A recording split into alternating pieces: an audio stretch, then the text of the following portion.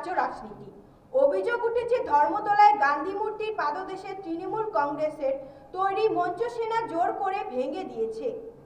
আর সেই ঘটনাতেই ক্ষোভে ফেটে পড়েন শাসক দল। প্রতিবাদে আজ ডোরিনা ক্রসিংসে নতুন করে আন্দোলনের মঞ্চ তৈরি করেছে তৃণমূল।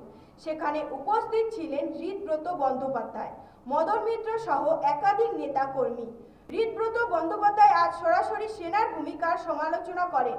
তার কথায়, গান্ধী মূর্তির পাদদেশে তৃণমূলের ভাষা আন্দোলনের মঞ্চ ভেঙে দেওয়া একটি নজিরবিহীন এবং ন্যক্কারজনক ঘটনা।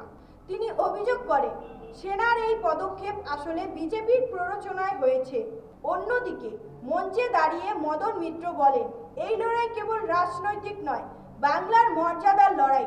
জাতীয় সঙ্গীত গেয়ে তিনি বার্তা দেন, বাংলার ভাষা ও সংস্কৃতির প্রশ্নে কোনো আপোষ হবে না।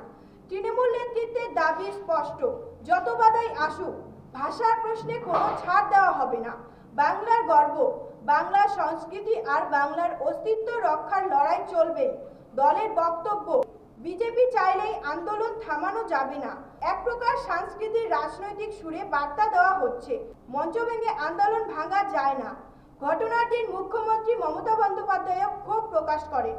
তার অভিযোগ, সরাসরি বিজেপির নির্দেশ সেনাকে কাজে লাগানো হয়েছে। তবে তিনি সেনার বিরুদ্ধে নন, বিজেপির বিরুদ্ধেই ক্ষোভ ঝাড়েন। মুখ্যমন্ত্রী বলেন, অনুমতি নিয়ে মঞ্চ তৈরি হয়েছিল, রাস্তা আটকানো ছিল না। চাইলে পুলিশকে জানানো যেত, তৃণমূল নিজেরাই মঞ্চ সরিয়ে দিত। কিন্তু বিজেপির চাপে সেনাকে ব্যবহার করে মঞ্চ ভেঙে দেওয়া হয়েছে। মতামত কোথায়? আমাদের মাইকের কানেকশন কেটে দেওয়া হয়েছে, স্টেজ ভেঙে দেওয়া হয়েছে। সেনার বিরুদ্ধে আমি নই, কারণ আমরা আমাদের আর্মির গর্ব করি। কিন্তু সেনাকে বিজেপির কথায় কাজ করতে বাধ্য করা হলে তখন প্রশ্ন ওঠে, দেশটা কোথায় যাচ্ছে?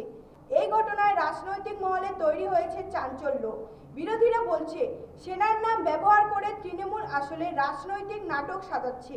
অন্যদিকে শাসক দলের বক্তব্য, সরাসরি বাংলার সংস্কৃতি ও ভাষার অস্তিত্ব রক্ষার প্রশ্নে আন্দোলন করছে তারা।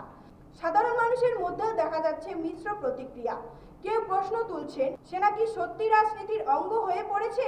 সব মিলিয়ে গান্ধী মূর্তির পাদদেশে মঞ্চ ভাঙাকে কেন্দ্র করে নতুন করে উত্তপ্ত হলো রাজ্যের রাজনীতি। তৃণমূলের স্পষ্ট বার্তা, মঞ্চ ভাঙা গেলেও আন্দোলন থামানো যাবে না। আগামী দিনে এই ইস্যুতে কিভাবে পাল্টা কৌশল নেয় বিজেপি, তা নিয়েই এখন তাকিয়ে রাজ্যবাসী।